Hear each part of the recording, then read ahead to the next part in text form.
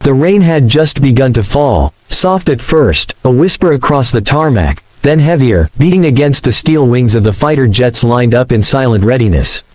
The camera panned slowly, catching the reflective puddles beneath their wheels, the stormy sky above, and the distant silhouette of a lone figure walking across the base with a duffel bag slung over her shoulder. Her name was Captain Alana Reed. But on every mission she had flown, on every sortie she had commanded, there was one thing the skies never forgot her by: her call sign, Valkyrie. The name had followed her from the battlefields of Afghanistan to the icy skies of the Arctic, a name earned not in classrooms or politics but in fire, sweat, and steel. But today, as she walked across the base, she wasn't walking to her squadron. She was walking away from it. "Captain Reed," a voice barked from behind. Heavy boots struck the pavement like a gavel. "You're done here." Admiral Warren's tone carried the finality of a judge delivering a sentence. His silver hair glistened under the rain as he stood stiff-backed, eyes sharp with disdain. Around him, young recruits, aircrew, and even hardened SEALs froze. No one questioned the Admiral's word. Alana didn't argue. Her jaw tightened, but her voice never wavered. "Yes, sir." The camera closes in on her face, eyes that had seen too much, lips pressed tight not out of fear but from the weight of holding back words that would never matter. She gave a single nod, adjusted the strap of her bag, and kept walking. But just as the storm above cracked with lightning, something unexpected happened. From the other end of the hangar, a group of Navy SEALs stood at attention. They hadn't heard the Admiral's words, but they had seen the patch on her flight jacket, the letters stenciled across the side of her duffel, and one word whispered down their line like a spark catching flame. Valkyrie. It started with one man, his face tightening as recognition set in. Then another. Then, as if pulled by an invisible thread, every SEAL within sight stiffened and raised their hand to salute. The Admiral froze mid-step. His eyes darted from one soldier to the next, confusion giving way to realization, and then disbelief. He turned back to the woman he had just dismissed so coldly. Alana stopped. The rain washed across her face as she turned, meeting the Admiral's eyes not with anger, but with the calmness of someone who had nothing left to prove. The silence was deafening. The only sound was the rain and the sharp snap of hands to brows as warriors saluted a legend who needed no permission to be recognized. The story rolls back, pulling the audience into her past. Alana wasn't born into a military family.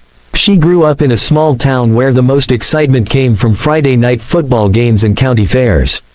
Her father was a mechanic, her mother a schoolteacher. She was supposed to live a quiet life. But war has a way of finding those who least expect it. At 19, she enlisted. At 22, she was already flying combat missions over hostile skies. Every mission built her reputation, bravery not as loud speeches, but as actions carried out in silence. Her call sign came one night over Syria. A squad of Marines pinned down by enemy fire called for air support. The skies were thick with anti-aircraft fire, every second in the air a gamble. No pilot wanted to push through. But Alana did. She cut through the firestorm, delivered the strike, and circled back until every Marine was safe. When she landed, sweat dripping, hands shaking from adrenaline, one of the Marines looked up at her and muttered, "She came down like a Valkyrie from the old stories." The name stuck. But names come with weight. And weight attracts enemies, not only on the battlefield but in the halls of power. Some saw her as a symbol. Others saw her as a threat. Admiral Warren was one of the latter. He believed in order, in hierarchy, in rules written in stone. And Alana, she believed in people. To her, rules mattered only when they saved lives. To him, rules mattered because they were rules. Their clash was inevitable. And so, when the chance came, he used it. He accused her of insubordination, of unofficial heroics, that risked chain of command. The paperwork was clean. The punishment was clear. She was dismissed. But the men who had fought on the ground, who had seen her jet scream overhead when hope was gone, who had walked away alive because she had ignored fear, they remembered. And that's why, as she walked across the base that stormy evening, stripped of rank, stripped of future, they saluted. The video swells here, the score rising with strings and drums. Slow motion shots of the SEALs' hands snapping to brows, their faces solemn, eyes unblinking. The Admiral's lips part, but no words come. The silence breaks only when one of the oldest SEALs, a man with scars across his cheek and decades of service in his eyes, steps forward. "Permission to speak, sir," he says, voice steady. The Admiral nods stiffly. "That woman," the SEAL says, pointing toward Alana, "pulled my squad out of a kill box when everyone else was too afraid to fly.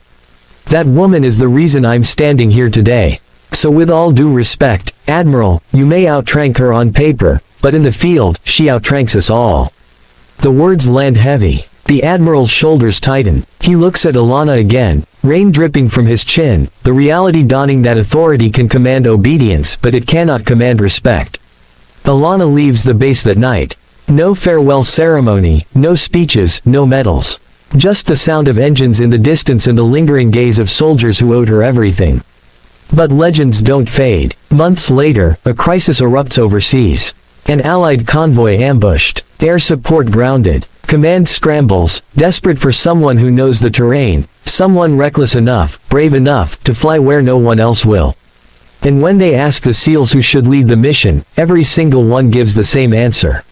Valkyrie. The final act unfolds like fire across the sky. We see Alana, back in the cockpit, helmet down, call sign painted once more across her jet. Her voice comes through the radio, calm, steady, the same tone that had saved countless lives before. The SEALs on the ground hear it, and though they are under fire, a strange calm settles in their hearts. Because they know who is up there. The Admiral, watching from a command center, hears it too. His hand hovers over his mouth, his chest heavy with the knowledge that he once tried to erase her. Now the entire operation rests on her shoulders. The camera cuts between Alana weaving through tracer fire, missiles streaking past her wings, and the SEALs moving with precision on the ground, guided by her voice. Every second is a knife edge. Every breath is borrowed time.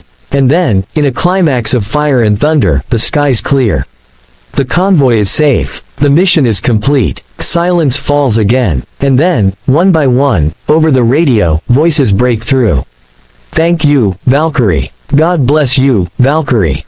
You saved us again." The video ends not with a medal ceremony, not with politics, but with Alana standing alone on a cliff overlooking the ocean, the sunset painting the sky in shades of golden fire. She takes off her jacket, sets it down, and for the first time in years, she breathes without the weight of expectation. Her story isn't about recognition.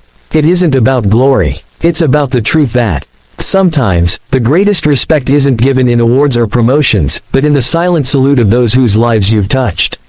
The final shot lingers on the SEALs lined up in the distance, saluting her once more, not because they have to, but because they want to. The screen fades to black. Legends are not written on paper. They are written in the lives they save. And as the music softens, the narrator's voice closes. If this story moved you, if it made you think about sacrifice, respect, and the unseen battles our warriors fight every day, then honor it the way they would want. Like, comment, and subscribe. Because stories like these are more than words, they're reminders that courage lives among us.